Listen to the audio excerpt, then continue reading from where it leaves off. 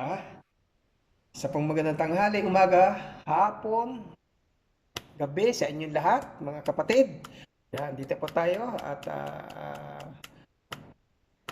tayo po ay share ng kahit na 5 minuto huling salita ng Diyos. Ano?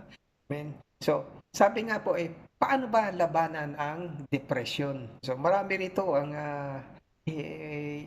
hirap, kalagpas. Lalo kung tayo po ay walang pagsunod sa Diyos, wala tayong panananalig sa Diyos, at tayo po ay hindi sumusunod sa Diyos. So, iyan po ang madalas na tayong lahat tinatamaan ng depression lalo kapag dumarating yung mga problema sa buhay natin. Ang sabi po rito sa 1 Pedro Kapitulo 5 versikulo 7, basahin ko po, na inyong ilagak sa Kanya ang lahat ng inyong kabalisahan sapagkat kayo'y ipinagmamalasakit niya. So, ilagak po natin yung ating mga kabalisahan, yung mga problemang yan, at may pangako po ang Panginoon dito sa sinabi po ni Pedro sa sapagkat kayo'y ipinagmamalasakit niya. Napaka-special pala, no? So magtiwala tayo. Importante rito yung sinasabi rito ni Pedro no, sa 5:7. No? Magtiwala tayo sa Diyos, sumunod tayo sa kanyang lahat ng alituntunin, labanan natin yan, depression na yan, ibigay natin sa Diyos, ibigay natin sa Panginoong Hesus ang mga depression na yan, mga problema na yan. Kasi maraming maraming nagiging dahilan, nagiging problema ng depression. Unang-una, tayo ay nawawalan tayo ng pag-asa, nawawalan tayo ng trabaho, mga problema, mga utang, mga isipin, bayarin. At lalo pag nawala tayong pinagkakitaan, talaga pong mabigat na depression niya, no? Hindi natin alam kung saan natin kukunin yan. Kakainin mo na lamang, talagang pinag-iisipan mo pa, no? So, kung inilalagak natin sa Panginoon, sabi nga, ulitin ko, sabi ni Pedro, di ba? Nang inyong ilagak sa Kanya ang lahat ng inyong kabalisahan sapagkat kayo'y ipinagmamalasakit niya. Ayan. So, ang gawin lang natin ay tayo ay sumunod sapagkat ang Kristiyano ay itinatakwil Para bang Kristiyano ka na tapos nadidepress ka pa. Lahat tayo dadaanan yan. Pero ilagak natin. Sabi nga rito sa Pilipos 4:6, ang sabi po rito, basahin ko, huwag kayong mga balisa sa anumang bagay, kundi sa lahat ng mga bagay. So, dito po sinasabi ng Pilipos sa 4:6, huwag kayong mabalisa sa anumang bagay, kundi sa lahat ng mga bagay. So ang pinapakilala rito, sinasabi rito ng Pilipos, hindi lang sa iisang bagay, kundi sa lahat ng bagay na tayo ano po, ang sabi ng Biblia, kundi sa lahat ng mga bagay sa pamamagitan ng panalangin. Kundi sa panalangin natin sa Panginoong Hesus na sa pamamagitan ng panalangin at daing na may pagpapasalamat ay ipakilala ninyo ang inyong mga kahilingan sa Diyos. Okay? Maraming mga tao ang mga hinihiling ay kakaiba, Ay hinihiling ng iba pag dumalangin pagyamanin talaga sila So iba naman, kaya lang hihiling sa Panginoon pag may mga problema na, pag may mga karamdaman, pag may mga kabi-kabilaan na ang naniningil ng utang, ayan.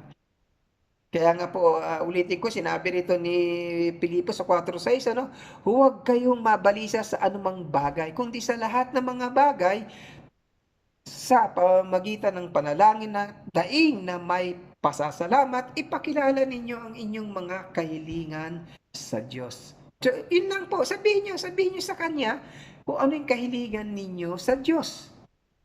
At yun naman po ay tutugunan. Maaring hindi nga sa isang bukas, subalit, ang sinasabi po rito, pagpapasalamat ay ipakilala ninyo ang inyong mga kahilingan sa Diyos. Ano ba yung kahilingan natin? Basahin po natin sa Pilipos 4:7. At ang kapayapaan ng Diyos na di masayod ng pag-iisip, mag-iingat ng inyong mga puso at ng inyong pag-iisip kay Kristo Jesus. Ayan po, maliwanag yan, no? At ang kapayapaan ng Diyos. So, kapag binigay natin yung ating mga kahilingan sa Diyos, ang sinabi sa Pilipos 4:7, at ang kapayapaan ng Diyos na di masayod ng pag-iisip ay mag-iingat ng inyong mga puso at ng inyong mga pag-iisip kay Kristo Jesus. Ayan. So, ganun po ang dapat nating panampalatayaan, ang panalangin natin. Lahat ng depression, may mga depression na yung iba po ay iniwan ng babae, iniwan ng lalaki, ay marami namang humanap ka ng pangit at ibigan mong tunay. Ayun, di ba? Sabi ng kanta. So, nawala lang yun, iniwan ka lang ni babae, iniwan ka lang ni lalaki, ay madidepress ka na. Ay, ang dami-dami namang lalaki dyan, dami-daming babae dyan. Di ba? So, dapat ganun po ang ating maging mindset natin po, ano? Hindi dapat tayo ay napapadepress. Yung mga sabi natin, yung mga adik, yung mga nagsusugal, at kapag yan ay mga natalo at baon na sa utang, nadidepress yan. Kaya yung iba napupunta, nag-iisip lang hindi maganda, at kinauwihan, nagpapakamatay. So, depression na rin eh. Doon nadidepress sila dahil wala silang tiwala sa Panginoon. Ang importante sa buhay ng isang tao, Kristiyano ka man o hindi ka Kristiyano, ay di lalo na yung Kristiyano, tayo po ay ilagak natin yung tiwala sa Diyos. Ang sabi po sa Mateo 10:29, hindi baga ipinagbibili ng isang beles ang dalawang maya at kahit isa sa kanila ay hindi mahuhulog sa lupa kung hindi pahintulot ng inyong Ama. So gaano pa tayo sa yung maya nga kapag hindi nahulog, nalaglag hindi kalooban ng Diyos di ba? So, kung tayo ay mag-iisip ng pagpapakamatay sa mga dahil nga sa depression, abay, gaano pa kaya ang tao kaysa sa maya? Tayo po, malawak ang pag-iisip natin kaysa sa maya. Kung oras mo na, mamamatay ka, ano po problemahan mo yung mamamatay? Mamamatay lang naman Alam mo pa ba yun, pagka ikay patay na? So, hindi ka mamamatay kapag hindi pa kalooban ng Diyos. Maliwanag ang sinasabi rito sa Mateo 10:29, hindi baga ipinagbibili ng isang beles ang dalawang maya at kahit isa sa kanila ay hindi mahuhulog sa lupa kung hindi pahintulot ng inyong Amang nasa langit. Amen? So, yung depression na yan, manalangin tayo. Lagi ko po sinasabi, magtiwala tayo sa salita ng Diyos, ang Biblia, sapagkat ang Biblia lang po ang magiging daan natin at sa ating pamumuhay upang malagpasan natin ang depression. Ang sabi po ni San Pablo sa Hebreo 4:16, ito po, magsilapit nga tayong may pagkakatiwala sa luklukan ng biyaya upang tayo'y magsipagtamo ng awa at mga kasumpong ng biyaya upang tumulong sa atin sa panahon ng pangangailangan. So, maliwanag po sinasabi ni Pablo dito sa Hebreo 4:16. Magsilapit tayo sa luklukan o sa awas ng Diyos. So, maliwanag po yan. Magsilapit tayo. Ay, ang iba kasi, ang inuuna, ang pansariling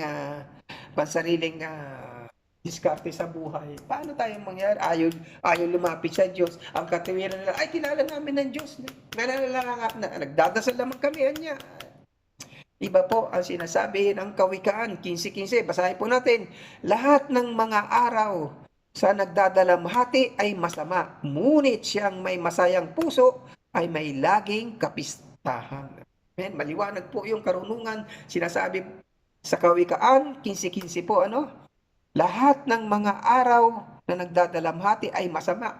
Kung lahat ng araw na lamang ay nagdadalamhati ka, ay talaga kang madidepress. Di ba? Pero hindi po yan ang sinasabi ng Diyos eh. Ngunit, meron dito sinasabi, ngunit siyang may masayang puso ay may laging kapistahan.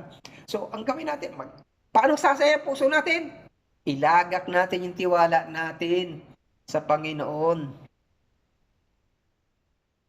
Yun lamang po ang magiging solusyon natin sa buhay natin. Ilagak natin ang mga pagsubok at problema yan ay ilapit natin sa Panginoon.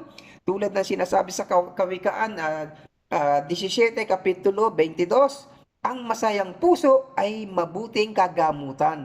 Ngunit ang bagbag na diwa ay tumutuyo sa mga buto. Amen? So kailangan lagi tayong masaya sa ating buhay, sa ating pang-araw-araw. Kailangan natin malagpasan yan, mga ganyang pagsubok na yan. At sapagkat, sabi sa 1 Pedro 5:7, na inyong ilagak sa Kanya ang lahat ng inyong kabalisan, sapagkat kayo'y pinagmamalasakit niya. Liwanag po ang sinasabi sa 1 Pedro 5:7. Ayan. So, maraming salamat po uli sa inyo lahat at salamat po sa inyong pakikinig ng panonood ng salita ng Diyos. Huwag niyo po akong tignan at ako po ay walang kukwenta-kwentang tao. No? Sa Panginoon, yung salita ng Diyos ang ating tignan. I-googles ninyo kung wala kayong Biblia po. Maraming salamat. Magandang gabi, umaga, tanghali sa inyo lahat. God bless po. Mabuhay kayong lahat.